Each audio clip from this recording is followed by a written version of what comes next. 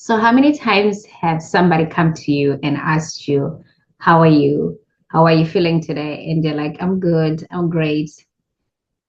And you start to talk and then you kind of stop mid-sentence because you realize you're lying. You're not really good. You're not fine. And you've not been good for a very, very long time. And if you're a woman between the ages of 45, 46 to 60, the generation that is called the Gen X, you've probably gone through this. And this is what we're talking about today. So, hi, my name is Janet, and welcome to the Second Act Collective. So, as you can tell from my title, it says somewhere there that we are done. The Gen X women, we are done. I am almost going to be 49, so soon to be 50. But I just came to a point in my life that I felt like I was lying a lot of times. I know that we're to go around telling people how we feel, everybody out there, but a lot of times when somebody asks you how you feel, you say you're good or whatever phrase you use, but when really we're not and we have not been. And so I'm just done pretending. And I think a lot of us are at that place, the Gen X women, we're just at that place where we're done. We're done with a lot of things. You just wake up and you feel like I cannot do this anymore. I cannot live this life anymore the way I've been living it. I don't want to go this. I don't want to go on for another 10 years of this. I don't want to go on for another 2 years, let alone 2 weeks of this. Right. So we are just done. At least that's how I feel. And that's how I feel like a lot of my friends and other women that I've talked to feel that we're just at the place where like we are just done with all this stuff. I'm done pretending that I'm fine when I'm not fine. I'm done pretending that I want what I'm supposed to want, what the society tells me to want. I'm done just carrying everybody's emotional baggage, right? Carrying everybody's burdens on me. We're just done. I don't know if you feel this way, but this is kind of, I think I started feeling this way about 2, 3 years ago. It's not dramatic. I feel like a lot of things that happen, midlife are not very dramatic. I mean, sometimes they are dramatic. Sometimes it's loud and loud, but a lot of times it's not dramatic. It's like a low hum of, I don't know, dissatisfaction of like, I can't do this. I just can't do this anymore. I can't continue this way. And you get into that place where you just feel like you are, I don't know, I don't want to, it's not a breakdown because it feels like it sometimes and might seem like it to other people, but it's really not a breakdown. It's more of like a reckoning, like your body, your mind, your spirit, everything is just like, it's time we have a talk. It's time you like stop and let's have a talk and discussion here. And I believe God as well. It's like we're just overwhelmed. You know, we're in a place where again we're done. So these feelings that we have, there's, like I said, a low humming of something, of discontent, of dissatisfaction, of oversaturation. Just like there's a heaviness that we carry. And I felt like I said, I felt like this too, that there was just a heaviness and a tiredness and an exhaustion that no matter how much you sleep, you say, I'm going to take 8 hours to sleep. I'm going to take a nap today. There's just this heaviness to your life, heaviness to your emotions. And, your body comes to a place where it's like, I can't handle this. I cannot handle where there's trauma, where there is emotional depletion, where you feel you're emotionally just drained. And your body is like, we cannot continue in this path. And nothing feels like it fits anymore. Like nothing feels like your life, or at least the life that you want right now in this stage. And what is happening? What is this thing that we are? What is this feeling that we experience around this time? And I think it sometimes starts around 45, 46. I think for me, it really did start around the age I was like 47, 46. And I was in transition from the business that I'd owned for over a decade to trying to figure something out. But even before I had walked away from the business, there was this hum in the background. There was what I call the quiet discontent that I just couldn't go on the way I've been going. Because you feel like you've been working since, I don't know, early 20s when you're in college and hustling and all that stuff. And some people started when they're in their teens, right? Some people started working when they were very young, and you are just exhausted. You're exhausted. You feel like you're being crushed. And the other thing about this generation, the Generation X that we're in, is that we are called the sandwich generation, where you are managing your aging parents' life, or their health, or whatever's going on with them, if your parents are still alive, or relatives that are elderly that you have to take care of. So it could be a grandmother, a grandfather, a close relative who is aging, and you're also managing your own family, whatever the dynamics are, and your own kids, if you have kids. And as a mom of three, I know that. And my oldest is, soon to go to college. So you're managing that. You're managing parents who have all these health issues, all the dynamics that go with aging. And you are managing children. Maybe your children are in college right now, or you've still some at home. So yeah, caught in between, managing other people's lives. And not that there's anything wrong with that. I mean, we're grateful for the family that God has given us. But there comes a point where you just feel like you are just managing people and you're kind of invisible. You're like the glue that keeps everything and everybody together. But nobody notices you. Nobody kind of appreciates you. You are just the machine that is behind what looks like a perfect life.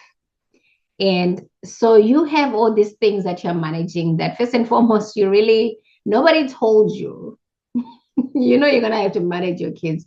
But I think nobody tells you about this midlife, when that sandwich era where you are managing these two different generations, and the stress that it causes. Besides the fact that you're also trying to manage your own life, your own happiness, your own joy, and you have to manage this. And there's a mental load that nobody talks about, this mental load that women carry. And again, not to discriminate, but women do carry that more than men, right? We have so much of the things we're juggling in our heads: the family, the kids' schedule, the parents, the aging parents, and their medicines and their doctor's appointments, and your kids' medicines and doctor's appointments, and sports activity, your marriage, your spouse, your home life. You're managing even the work stuff, right? Or business. If you have a business, you're trying to manage that business. You're also trying to manage, if you're in a career, professional woman, you're trying to manage your career. And you're trying to balance all these people and their emotions and the drain that it does on you mentally, because you are kind of carrying all that. You're trying to make, which I think is what happens with the Gen X, is that we are forever trying to make everybody comfortable and everybody happy, that we don't even see what that does to us, and there's no one to ask you what you need. There's no one to, and I'm not saying this, this is just a general thing. And I'm not saying that people in my life have not been asking what I need, but I just feel like this is the cry that a lot of us have. That a lot of times we just feel like unseen, invisible. We feel like nobody actually cares of what we need, because we are so busy a lot of times taking care of others, that I think because we look so capable and so like we can do this thing, we tend to come out, I think, to a lot of our relatives as people who are just capable and have got it together. So nobody really worries about you or asks you how you feel, even though you are exhausted. So because you always put others first, right? And you have put yourself last in your desires, last in your dreams, last in what you want, you are kind of on this survival mode, and you are just exhausted. You're exhausted. And because you are last in that list of who gets taken care of first, you're like on the last page of that list, you actually end up forgetting yourself. And this is what happens to us. We tend to forget ourselves. And I really believe that Gen X women is this something that we suffer from.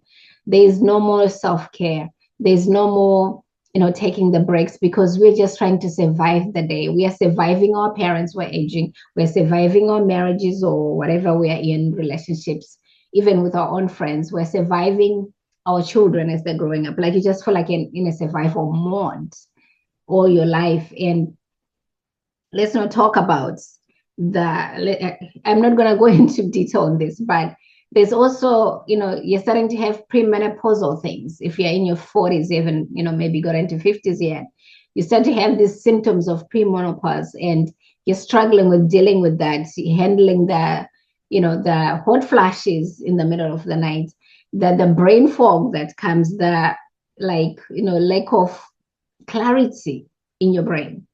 And you just feel like, what is happening to me? So you are trying to figure out your life and the people in it and their emotions and whatever emotional things they're dealing with, that is you take up on yourself, or you are called to help. And then your own body making changes, right? And nobody gives you a manual for life. Nobody gives you a manual for how to be a woman, how to be a mother, how to be a wife, a daughter, like all these things that just kind of creep on you and you don't know what to do. But your own body is changing. You're having things that you're fighting, weight that doesn't want to come off, body changes that you're struggling even internally, as to how do I go about this? You have all those struggles. I'm going to stop here and check something. So about your body is changing. You are dealing with all the changes that comes with this midlife that you're getting into, this second chapter of your life. And there are all these changes. So your own confidence might be draining, your own self-worth. You're struggling with a lot of things. And especially if you're in transition, right? You're having your own internal turmoil inside, because you're transitioning maybe from a business to another business, or maybe from having a business to I don't know what I want to do right now, but what I was doing, I don't like it. Or from a career that you're like, I've done this for years and I am tired of it. I just want something else, or I just want to be done. I just wanted to rest. So you are done because you're tired. A lot of times we're just exhausted from all the things that we're carrying. And then this age, something else that is happening in this in the Gen X women, when we're in this stage of life, we are at a place where we are kind of invisible, right? We are busy taking care of the aging parents and the young children in our lives, and we're not old. You're not old enough to retire as such, but you're not young enough to be interesting. So you're also not old enough to be respected, because you're not kind of like an elder yet. So you're really just doing all the work, holding everybody's hand, holding everything together, and you're just unnoticed. Nobody notices you because, again, you're that sandwich generation. And you're invisible to a lot of people. You are just somebody who was trained, and this is what the culture has trained us a lot of times, especially if you live in the West, is that you are just trained to be low maintenance, right? You're someone who grew up in an era where you had to figure things are allowed. And this is more about the Western culture than other cultures. But we're that generation, I think, all over the world, that learned to figure things by themselves, to do it yourself, to do things. So we're not a burden to other people. You are the capable one by default, right? People look to you to prepare the function, to prepare the vacation, to gather the information, to do what it takes to make this engine that is called your life and the people in it work. And because of that, I think for a lot of us women, a lot of times we are just there again, we are the engine behind this machine that has been created in our lives, this family, this work thing. We're the engine, yet nobody opens the wood to see what's underneath. Nobody checks on it. Nobody cares enough. We're just there making things work, yet there's no one who is actually watching out for us. At least this is how it feels. And I feel like this is how it feels for a lot of women. Right. So our contributions are things that we do, which are making this mammoth of a life, of an engine work, are just overlooked. We are taken for granted a lot of times. And I think of this movie, and I'm actually going to do a video about this. But I think of the movie that came last Christmas, which had, I think, Michelle Pfeiffer on it. And it's about a mother who is forgotten while everybody goes on this Christmas show, and she has done everything, prepared everything. She's like, well, she's something else, because what she does in that movie is to me ridiculous a lot of times. But she's like the engine, right, for this family. And they go to this function as a family, and she's forgotten at home, and then she just spirals out of this, and it's pretty funny. But I when I was watching that, I thought, this is how mothers feel. Because I feel like I felt that, with my family, with my kids, with people in my life, is like, you are the one who is doing all the things, and you are the forgotten one. People tend to forget you are there, or tend to forget that you also have needs, because everybody else's need is above yours. And so what tends to happen then to us as we are going through this is that we tend to withdraw. So is that quiet quitting, I think is what they call it. I mean, there was a thing about quiet quitting a year or so ago, that people are quietly quitting their jobs because of how unhappy they are. I think women in the Gen X women, I think we have a quiet quitting that is going on, that nobody's really noticing, that there's a withdrawal that we're experiencing. And it may not be you quitting your job, it may not be you quitting your family and walking away, and please don't do that. But it's a quiet quitting that is happening internally. So it's not like dramatic, out there, I'm just going to walk away from this. It is a quiet quitting that is happening, where people might not notice it. So it might be you stop being so helpful, you stop being everything to everybody, you stop attending the functions, you stop, like, I'm also in that place where I'm just like, I'm done with a lot of going to functions, family functions that I don't like, going to things that I don't enjoy, just for the sake of, I have to support whoever, I have to support this thing for whoever, to make whoever feel happy. I just came to that place where I'm like, there are certain things I'm just not going to do.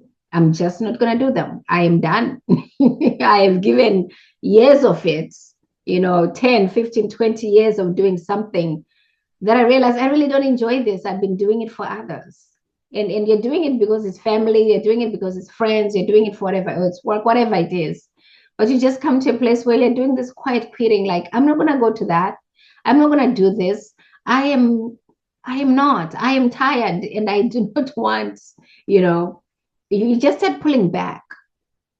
And that this, I believe, is what's happening with a lot of us in this generation. If you're like 45 and over, where you're just quietly pulling back on certain things. You stop hosting, you stop planning, you stop trying to be the glue for everybody, to keep the family together, to keep the friendship together, to keep the work environment peaceful, to keep this business. Like, you just come to a place where you're like, okay, I am tired of being the glue.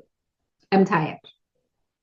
And this is kind of funny, because that's when people kind of notice things, because and it makes them feel uncomfortable, because they're so used to you saying yes, yes, yes to everything, going to everything that they plan, going to whatever thing. And when you start to say, no, I'm not going to do that, it's like, oh, you used to be so helpful. What happened? You used to attend this thing. What happened? Why are you not attending anymore? And, people get angry and triggered because they're no longer performing for them. And women in our age group, we tend to run through this. If you haven't, you probably will. But when you start having this quiet withdrawal, quiet quitting on certain things, you realize that people will be very uncomfortable. People will be very judgmental. There'll be a lot of questions. Why is this not happening? Why are you no longer doing this? And just because they're not comfortable with the fact that you're no longer performing for them. And also the fact that you do not have to, you don't have to explain yourself.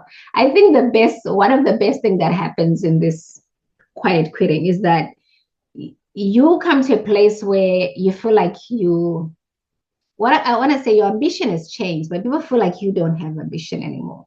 And I've had people actually make this comment to me, like, no, you used to be so driven. What happened to you? You used to have all these goals and this and this. And I did. Yeah, I did in my 20s and 30s. I was driven. I was ambitious. I built a business. I had a family, like I was, you know. But now in this, in this place I'm in, the drive and the goals and the ambition does not look like it did when I was 35 or 30. It doesn't.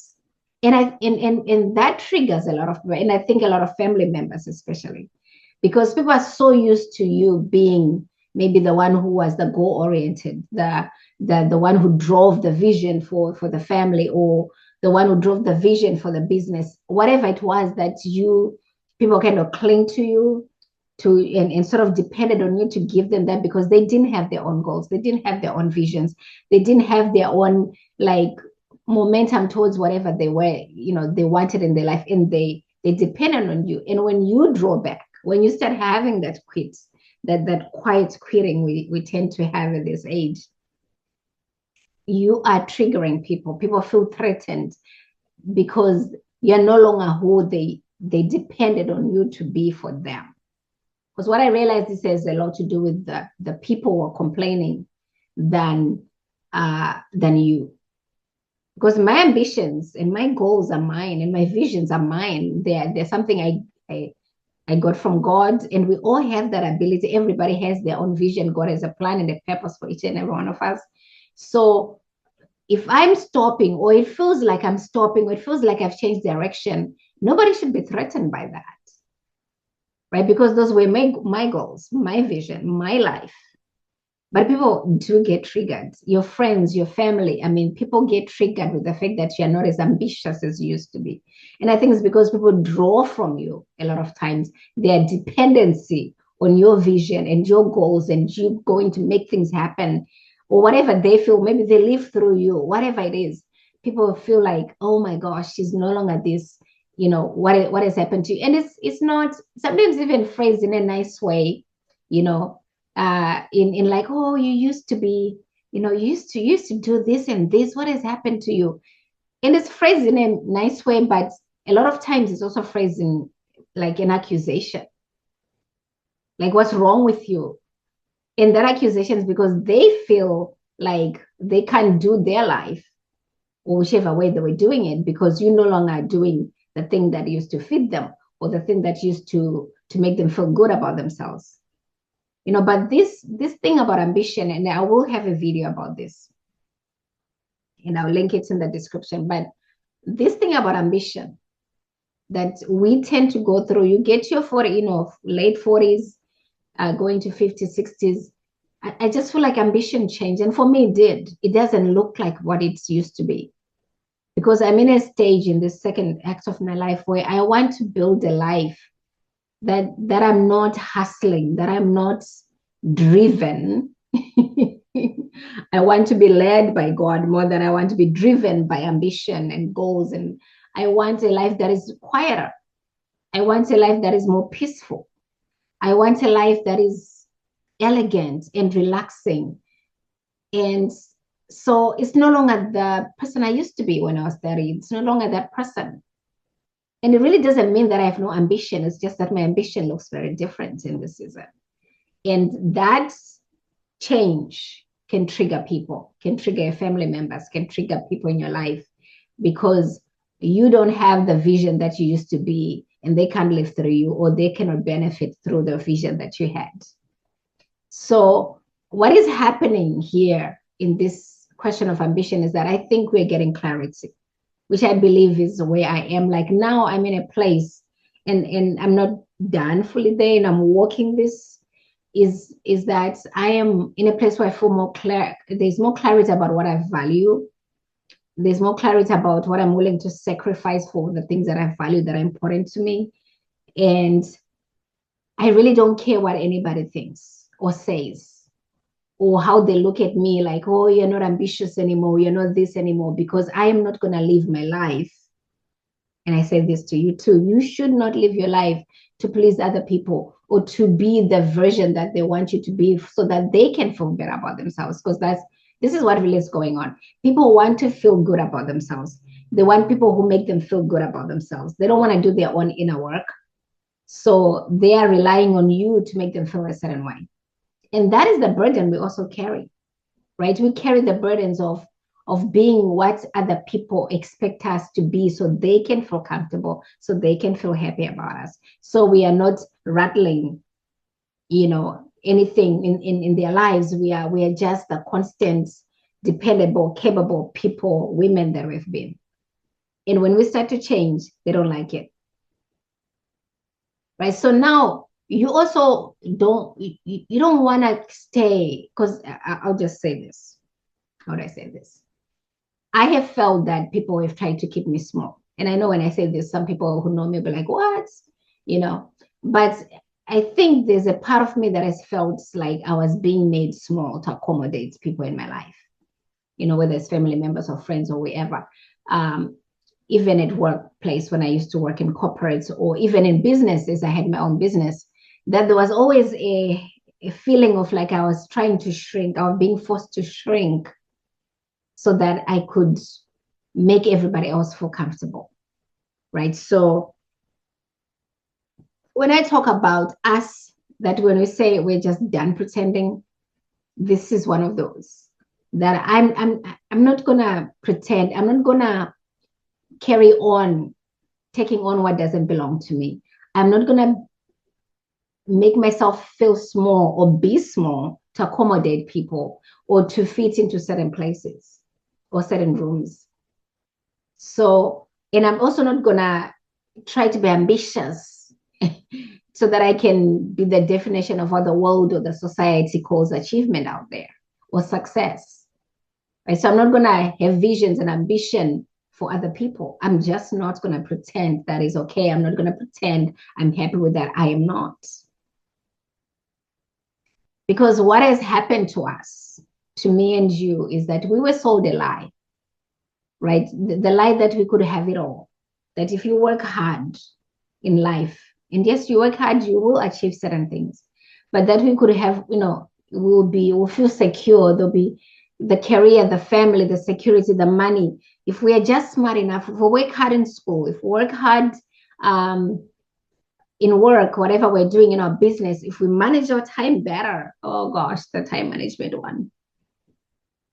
That the formula was very simple. And if we follow the rules, we could have this life, the dream that we wanted, and would feel so fulfilled because we'd have everything. And the truth is, you cannot have it all. At least you can't have it all at the same time. Nobody can. That is a reality. And also, you can't have it all if you don't have support, right? And this is one big thing that, that we are not told about, the lack of support, especially in the Western culture, especially in capitalist countries we live in, like America, where there's a lot of build the career, build the business, be the best in the business world, be the best at home with your kids, be the best in your marriage, be the best with your body and how you look, like everything. There's this pressure to be the best in every area, to achieve, to be productive, to have the well-behaved kids, to have the, you name it, there's that pressure. And that pressure, it's real. I've gone through it. We are going through it. We've all at this age in our lives, we have gone through it, and we know what I'm talking about. But there's no support, right? And again, nobody tells you that the impression that you can have it all without letting you know that to have it all, you will have to have seasons where some things are falling apart, and while you're building some things, that you can't have it all at the same time, that you will need support, that even your own strength has a limit, right? You come to a place where you've been so strong for so long, for so many decades, that you are just tired of being strong. You are tired of being strong. So These are things that you are not told, that nobody sits you down and say, in your 20s, when you're younger, this is what life is. And I wish somebody had even prepared me for the American dream, because there's a lot that you're not told that you have to work through, that you realize, oh my gosh, is this what I signed up for? So this is not about giving up. So we're having this discussion because I want to talk about things that, that nobody's talking about, or no, at least not a lot of people, women are talking about. These are things that we are all going through. We're all kind of enduring, because the generations before us, they endured a lot of these things and didn't say anything, right? That we are just forced to endure things without us actually coming out and saying, I want something different, without us being allowed to have that space to say, this is what I'm feeling, this is what I'm going through. I'm not failing, I'm just changing. I'm evolving. I'm not less ambitious, I'm just have different values. I am not less than or not enough. I am enough, I'm more than enough. I am not invisible, I am here. And my needs and my wants and my desires also matter. That we are not given the chance to speak these things out, the things that we're going through. And we can't even talk to our friends about it a lot of times, because we're all trying to look strong. We're all trying to look like we've got it together. Nobody wants to crumble down until a major thing in life has happened. And then we just crumble and we feel so defeated. So, there is all this that is happening. And there's no manual for this. There's no model for you to look upon and say, oh, so and so modeled this very well.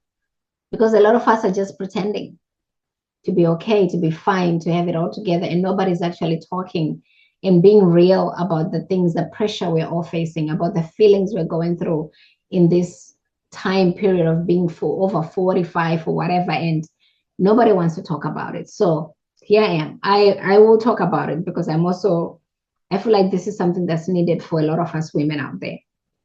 So this is where we are, right? We are exhausted. We feel invisible. We feel done. We've watched the old ambitions fade away. We've, felt guilty about that. We're watching our children go away to colleges and setting their own lives. And a lot of us feel like we're not needed anymore. Our relationships, whether it's marriage or friendship, they're changing, they're evolving, and you just feel unseen. You feel like things are just moving and you're kind of being left behind. A lot of us feels like that. And there are no quick fixes to this. No amount of going, as good as it is for massages and, having your spa day, all that is good and it's needed, but it really does not solve what is called, what is a systematic problem. What is a systematic failure, right? Bubble bath does not solve a broken medical system when you're going through medical menopause or premenopause or whatever you're going through with your health, right? If the system is broken, there's no amount of self-care that's going to help. And that is why we want to talk and say, this is what's happening to us. This is where we are, right? And naming these things is, I think, the best thing for you and I. Naming what is happening to us, naming the problems, the issues we're having, naming all this stuff is, I think, what helps. So we might not have the solution, right? We might not have all the answers, but being able to say, this is how we feel, that we are just done. We feel exhausted. We feel invisible. We feel like we are the generation that nobody's really paying attention to, because we've done it for everybody for so long. Putting a name to that, the things that you have gone through at work, in your home, with your friends, the relationships the friendships that are changing, the challenges of having friendship in midlife, all these things that we all struggle with. And there's a lot of discontent, and nobody wants to face up and say, this is where I am. I am not happy with the way things are. I want to change. I am done. Right? So we do that. We quietly quit things. We quietly do this and we quietly do that, which of course is to be commended. And it's, you have to take your stand and do what you need to do. But us talking openly about this, that we are women, may not be young, but we're not also old. And we deserve to be noticed. We deserve for us to talk without people cutting us off or brushing us off, like what we say doesn't matter, because you have both generations, the older people in your life and the younger people in your life brushing you off.